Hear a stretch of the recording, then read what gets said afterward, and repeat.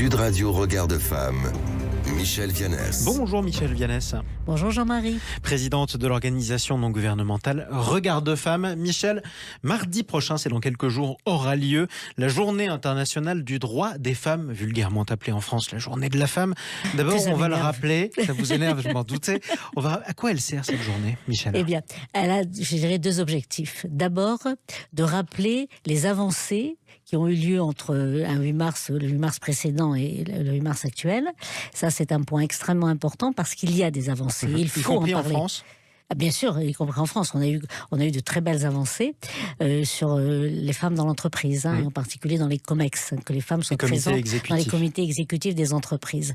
On avait déjà donné un souffle important dans les conseils d'administration avec une loi sur les quotas, et là, on est en train de le donner sur les comités exécutifs, puisque c'est eux qui prennent les décisions. Donc petit à petit, l'oiseau fait son nid et les femmes conquièrent enfin leur juste place dans les organes de décision des grands groupes.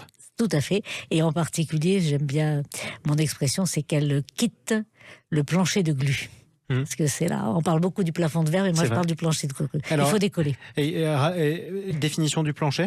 Alors le plancher, c'est le plancher de glu, c'est-à-dire c'est le fait que les femmes n'arrivent pas à dépasser un certain niveau, donc surtout au niveau des comités d'entreprise, au niveau de la prise de décision, mais dans l'entreprise, dans la politique, on pourrait en parler également, puisque par exemple ce qu'on appelle les EPCI, c'est-à-dire les communautés de communes, là où est le pouvoir local le plus important, eh bien malgré toutes les lois sur la parité, et on est loin d'être sur la parité. Les femmes sont sous-représentées, ça c'est un vrai sujet. Il y a beaucoup d'événements qu'on a tendance à commémorer en France. Tiens, il y a quelques jours, on a commémoré les 10 ans de la suppression du mot mademoiselle dans les formulaires administratifs, avec beaucoup d'associations féministes qui ont réagi.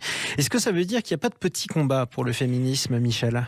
Il n'y a pas de petits combats, mais il y a des combats qui sont peut-être moins importants ou moins utiles que d'autres.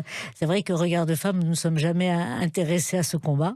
Nous sommes vraiment sur l'autonomisation économique des femmes, ici et dans le monde. Donc on appelle une femme mademoiselle ou madame, pour vous, ça n'a pas d'importance. Aucune importance, c'est ce qu'elle souhaite, elle, être appelée madame ou mademoiselle.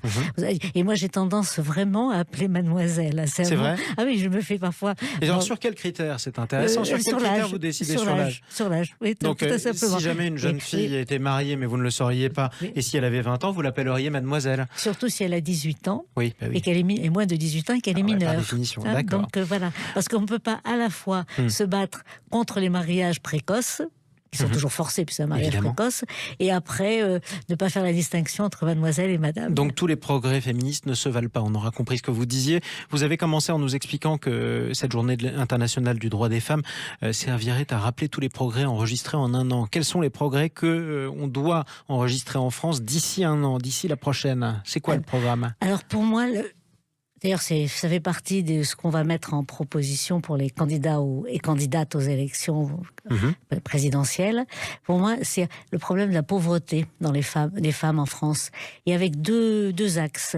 Alors celui qui est commun, enfin on en parle souvent, on ne le résout pas mais on en parle, c'est les familles monoparentales où les femmes se retrouvent avec à mi-temps subi en plus, et donc nous ce qu'on propose c'est que pour ces femmes-là il y ait le SMIC, qu'elles touchent le SMIC, que l'État compense pour le SMIC, et puis les veuves. On ne parle jamais des veuves en France, et donc c'est les femmes retraitées veuves qui en particulier je pense aux conjointes d'agriculteurs ou d'artisans qui n'ont pas profité de la modification de la loi qui permet maintenant aux conjointes d'avoir un statut, et donc de leur permettre elles aussi avec une compensation de l'État pour arriver à une retraite décente. Donc il reste des progrès à faire, et en particulier pour celles d'entre les femmes qui sont aujourd'hui les plus pauvres en France. Merci beaucoup Michèle Vianès. Merci à vous.